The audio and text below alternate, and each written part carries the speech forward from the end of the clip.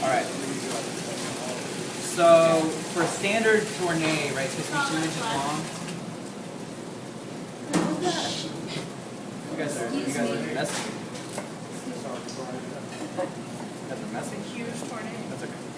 All right, so the tourne is kind of difficult because you have a lot of waste, and the idea is that you don't have a lot of waste. And so the reason I mentioned that video is that dude took 1 potato and made 1 tourne. Okay, if you do that for your midterm, you're not going to get a very good grade because we're grading you on yield. Okay, but he had a good point where he, to practice to start out, he just went around and he made 7 sides out of the potato and then made the little cuts. Okay, but when you're doing 1 potato, you should be able to get at least 4, if not 8 out of 1 potato. Okay, so what I do for the potato is I cut it in half, and then I cut it in half again, and in some ways this is more difficult because what you have here is how are you going to cut 7 sides out of that, right? How do we start off with that? I'll show you. Whenever you're working with the potato, you want to make sure to keep it in the water. Make sure that you clean it really well. I don't care if you peel it because you're going to be peeling it anyway. Just make sure you don't mix up the peels and the good stuff. There's a large bin of potato matter in that's in water inside that refrigerator. Make sure that you guys make some mashed potatoes this week, okay?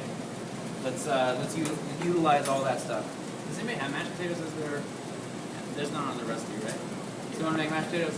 Go find the Joel Rubichon book out of the library and make the mashed potatoes out of there. They're like the best mashed potatoes. So you have this thing, right? Or you have this thing. So for the carrot, it's really simple because you can just go through and make different sides. For this one, I usually like to start out on one of the flat sides. So I'll pick the shortest flat side, and I hold it like this. I hold my standard like paring, right? And then I'll look on the end. If you want to make yourself a little indentation for your fingers, you can do that. Just make sure that you take it off when you're done, okay? So you know where the middle of the potato is. And then really it's just practice, okay? So the technique is we're going to turn both of these. It's also called turning a potato, right? And so we're turning each time. It's kind of like when we included the mushroom, except we're doing it all the way around, right? So take it like this, and it's a curved motion to make a football shape. Okay. Start here. A nice curved side. So one nice curved side, right? What's going on over there? What's going on, you guys? It's just heavy for us. Heavy for us. Don't do it during my demo.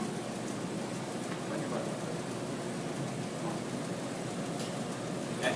And then we'll just go around and we'll keep going with that motion, right? Are you focusing on getting the sign right now? Well, now that I've done it so many times, I kind of it just kind of happens. Like once you do it enough, it just kind of happens. See, I got 1, 2, 3, 4, 5, 6, right? And then there's 7. But if you want to, and then what I do is I just go back and I clean up my cut. Because what happens to me when I do it is I always have one fat side and one skinny side.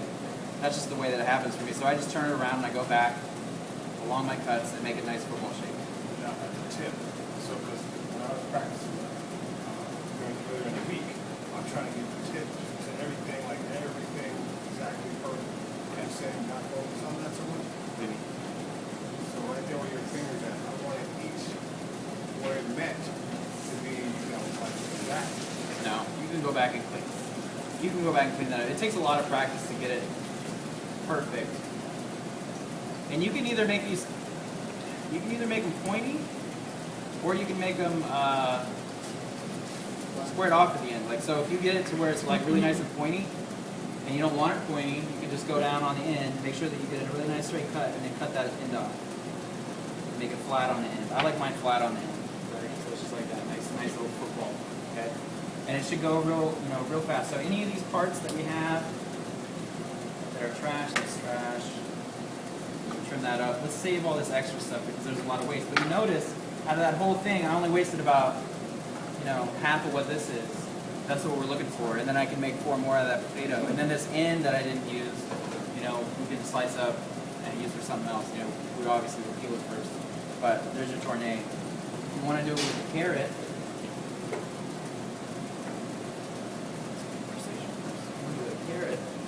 right? It's the same thing. But you need to watch out because in the middle of this carrot there's a core, right?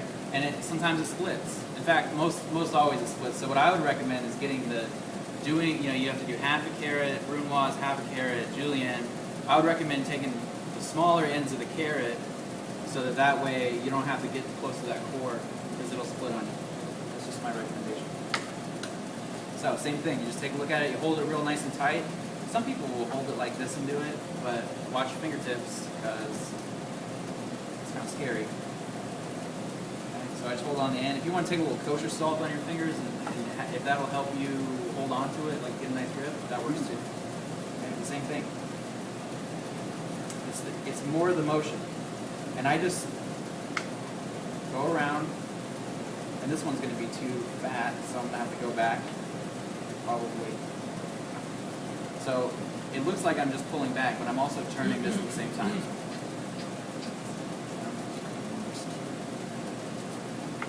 And so that's the motion that you want to get down first. And then worry about sides later. Get it to the point where you can make this nice curved shape.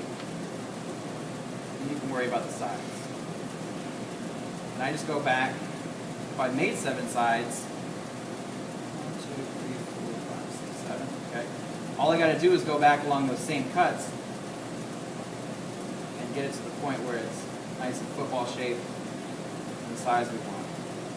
For your guys' midterm, all I expect you to do, the size to me does not matter that much. I don't want it to be like this big, right? But what matters to me is that you have the right shape, okay? Football shape.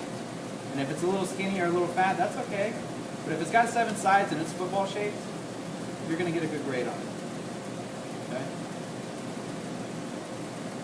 Let's see what happens to me. I get this one nice little pointy end, and then I get this one fat one, right? And so then what I do is I just go back and I fix it. I start in the middle. I go down and fix it. So just need to fit inside that tourne on a ruler. Ruler? No. No. And honestly, each application that you do, it says, your book says 2 inches and all that stuff, but honestly, each application that you use this for, it's going to have to be a different size. You know, we're not going to have something like this probably when you go later on in our culinary and all that stuff. You're not going to have one that's that big for your plate. Maybe you want to make it a little bit smaller. Maybe you want to make it a little bit thinner. The whole idea is that these days, you know, whatever your chef tells you to. And even if you look at charts, some of them will be really small, skinny ones. Some will be real fat footballs. The idea is that it has this curved sides. It's got 7 of them. And honestly, when we're doing this in a restaurant, we're just sitting there counting the sides. Plus, we're not going to pick it up before they eat it. Oh, there's 8 sides on that.